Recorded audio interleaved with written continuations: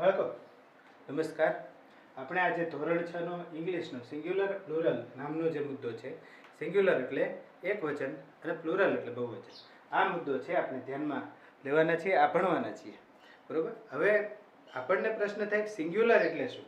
કોઈ વસ્તુ એક હોય ને તો એને દર્શાવવા માટે જે વપરાય શબ્દ એને સિંગ્યુલર કહેવાય. જેમ કે આ પેન છે, તો પેન એક પેન હોય તો એને માટે singular, this is a pen, એ રીતનો શબ્દ વાપરવો પડે. આની આ પેન જો એક કરતાં વધારે હોય, એક કરતાં વધારે એટલે 2 હોય, 3 હોય, 4 હોય, કોઈ પણ હોય, ત્યારે તેને માટે બહુવચન વપરાય, પ્લુરલ કહેવામાં આવે. ધીઝ આર પેન્સ, આ રીતે બોલવું પડે. એવી રીતે સમજો કે આપણી પાસે એક ચોપડી છે તો ધીસ ઇઝ એ બુક, આવી રીતનું બોલાય, એને સિંગ્યુલર કહેવાય. અને ઘણી બધી બુક હોય, એક કરતાં વધુ બુક હોય તો these R books, these are books, આ રીતે, કારણ કે ઘણી બધી છે. બરોબર. એવી રીતે જો એક ખુરશી હોય, આ રીતની એક ખુરશી હોય તો આ સિંગ્યુલર કહેવાય.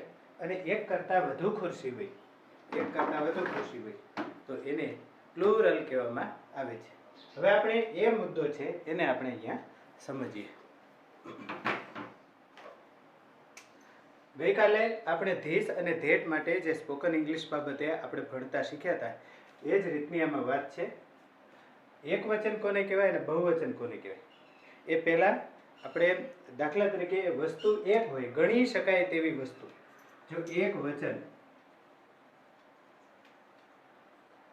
એક વસ્તુ માટે વપરાય, એક વસ્તુ વ્યક્તિ માટે વપરાય, એને એક વચન કહેવાય. બહુવચન એટલે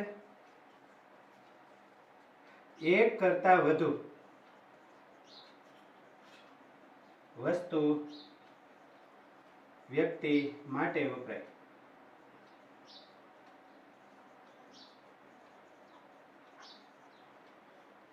એક વચન એટલે એક વસ્તુ કે વ્યક્તિ હોય તો એના માટે વપરાય, અને બહુવચન એટલે એક કરતાં વધુ વસ્તુ કે વ્યક્તિ છે એના માટે વપરાય. આવી રીતની હવે આપણે જોઈએ બહુવચન છે તે બનાવવાના નિયમો. વસ્તુ એક હોય એના તો સ્પેલિંગ હોય છે, પણ એમાંથી બહુવચન કઈ રીતે થાય તેના જે નિયમો છે તે આપણે જોવાના છે. બાળકો, પેલા નામ એક વચન હોય તેનું બહુવચન બનાવવાના નિયમો કઈ રીતે હોય તે આપણે જોઈએ. મોટા ભાગના નામ છે, મોટા ભાગના નામ છે એને એસ લાગે છે. મોટા ભાગના નામને એસ, નામને અંતે એસ લાગે છે. શું લાગે છે? એસ લાગે છે. જેમ કે એ બોય, એ બોય એટલે એક છોકરો, અને એનું બહુવચન બોયસ એટલે છોકરાઓ, બોયસ એટલે છોકરાઓ. પાછળ શું લાગ્યું? એસ. અહીંયા બોય વાય હતો, આ જે એક શબ્દ છે એ પાછળ એસ લાગ્યું. હવે સમજો કે ગર્લ એટલે છોકરી, તો એનું થાય ગર્લ્સ. અહીંયા કઈ ન હતું, જો અહીંયા એસ પ્રત્યય લાગ્યો, પાછળ જે લાગે એને પ્રત્યય કહેવાય, તો એસ પ્રત્યય લાગ્યો એટલે છોકરીઓ. આમ થઈ ગયું. ટોય, ટીઓ વાય, ટોય એટલે રમકડું, એનું થાય ટોયસ એટલે રમકડાઓ, રમકડા. આવી રીતે મોટા ભાગના નામને અંતે એસ લાગે છે. બાળકો, નિયમ નંબર 2 ની વાત કરીએ તો જો નામના અંતે S, double S, CH, SH, CH, x કે ઓ હોય તો નામના અંતે ઈએસ શબ્દ લગાડવામાં આવે અને બહુવચન થાય.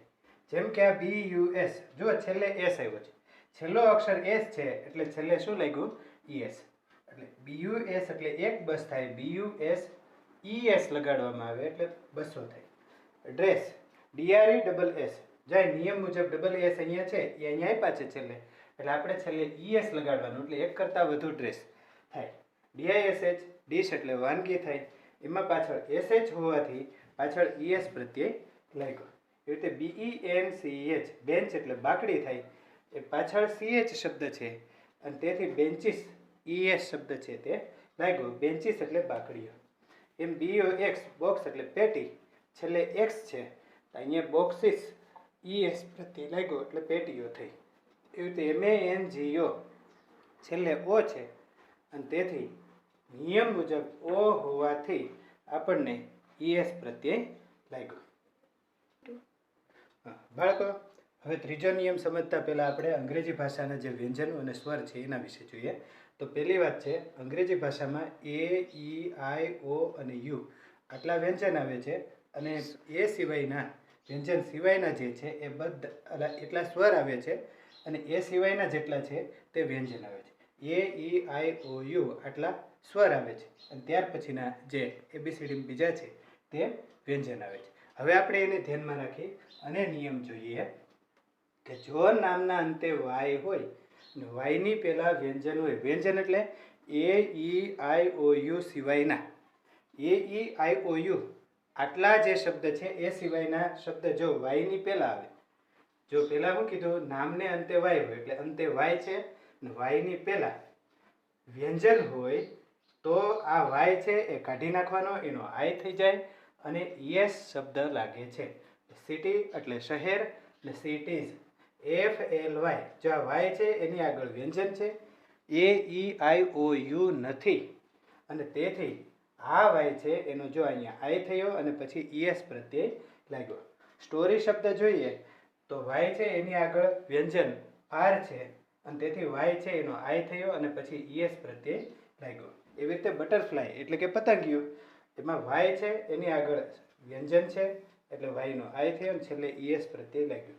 એક વસ્તુનું ખાસ ધ્યાનમાં રાખવાનું કે વાયની આગળ જો સ્વર હોય, આ નિયમ વાયની આગળ વ્યંજનની વાત છે, વાયની આગળ જો સ્વર હોય તો સીધો S જ પ્રત્યય લાગે છે.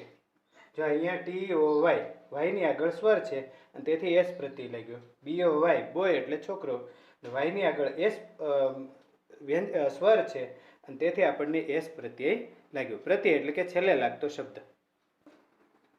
બાળકો, હવે નામનું જે બહુવચન, આપણે અંગ્રેજીમાં નામનું બહુવચન છે એનો ચોથો નિયમ જોઈએ તો કેટલાક નામો એવા હોય છે કે જેનું કોઈ બહુવચનનો કોઈ એવો નિયમ નથી, અનિયમિત છે. અનિયમિત મતલબ એની પાછળ કોઈ પણ જાતનો શબ્દ લાગે છે અને સ્વીકારી લીધેલો છે.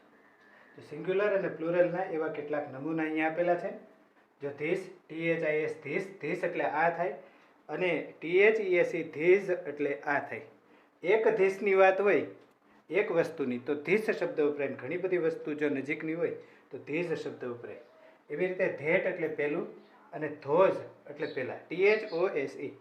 જો સમજો કે એક પેન છે તો ધીસ ઇઝ એ પેન એમ કહેવાય અને ઘણી બધી પેન હોય તો these are pens, these are pens, આ રીતે બોલવું પડે.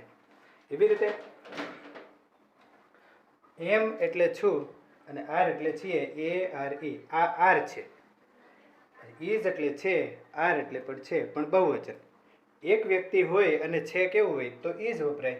ઘણી બધી વ્યક્તિ હોય, દાખલા તરીકે એક છોકરો છે તો ધીસ ઇઝ એ બોય એમ કહી શકાય અને એક કરતાં વધુ છોકરા હોય તો ધીઝ આર બોયસ એ રીતે કહેવું પડે. MEN મેન એટલે માણસ. જોજો ખાસ અહીંયા નીચે એ શબ્દ છે વચ્ચે એક મેન હોય તો MEN મેન એટલે માણસ થાય અને MEN મેન એટલે માણસો. જો અહીંયા શબ્દ બદલી ગયો છે, ઉચ્ચાર સરખો જ થાય. આને પણ મેન કહેવાય, આને પણ મેન કહેવાય. મેન એટલે માણસ. જો એક વચનમાં દર્શાવવું હોય તો MEN લખવું પડે અને બહુવચનમાં દર્શાવવું તો MEN લખવું પડે. એવી રીતે સ્ત્રી માટે શબ્દ છે વુમન, એનું બહુવચન થાય એમાં અહીંયા એ છે, જે આ એ છે એ જગ્યાએ અહીંયા ઈ લખવામાં આવે છે, વિમેન થાય છે. વુમન એટલે સ્ત્રી અને વિમેન એટલે સ્ત્રીઓ, આવી રીતનું થાય છે. તેવી રીતે ચાઇલ્ડ, CHILD ચાઇલ્ડ એટલે બાળક અને એવી રીતે CHILDREN ચિલ્ડ્રન એટલે બાળકો. TOOTH ટૂથ એટલે દાંત. હવે અહીંયા જે ટૂથ છે એનું બહુવચન થાય છે ટીથ. ટીથ એટલે ઘણા બધા દાંત. પછી GOOSE ગુઝ એટલે હંસ અને એનું થાય ગીઝ. ગીઝ એટલે હંસ, ઘણા બધા. નાઇફ, નાઇફ એટલે ઓક્સ, ઓક્સની વાત કરીએ. OX ઓક્સ એટલે બળદ, ઓક્સન એટલે બળદ. તેવી રીતે નાઇફ એટલે ચાકુ. જો એનો ઉચ્ચાર જોજો, કે આગળ લખેલો છે પણ એનો ઉચ્ચાર થતો નથી. KNIFE, નાઇફ એટલે ચાકુ. KNIVES, નાઇવ્સ એટલે ચાકુઓ. એવી રીતે લીફ એટલે પાંદડું. વનસ્પતિનું પાંદડું હોય એક હોય તો LEAF કહેવાય, લીફ કહેવાય. લીફ એટલે પાંદડું. અને LEAVES, લીવ્સ એટલે પાંદડા. બાળકો, આજે આપણે જે શીખ્યા ધોરણ નિયમ 1, 2, 3, 4 આ બધા એકવચન અને બહુવચનને લગતા નિયમો હતા. એકવાર ન સમજાય તો બીજી વાર જોજો, બીજી વાર ન સમજાય તો ત્રીજી વાર જોજો. આની સાથે એક હોમવર્ક પણ આપણે ગ્રુપમાં આપવામાં આવશે, તે ખાસ જોજો, જેને લીધે આ નિયમો તમને સમજાઈ જશે. અને ખૂટતા રહેજો, યાદ કરતા રહેજો, જોતા રહેજો. બરોબર છે? નમસ્કાર.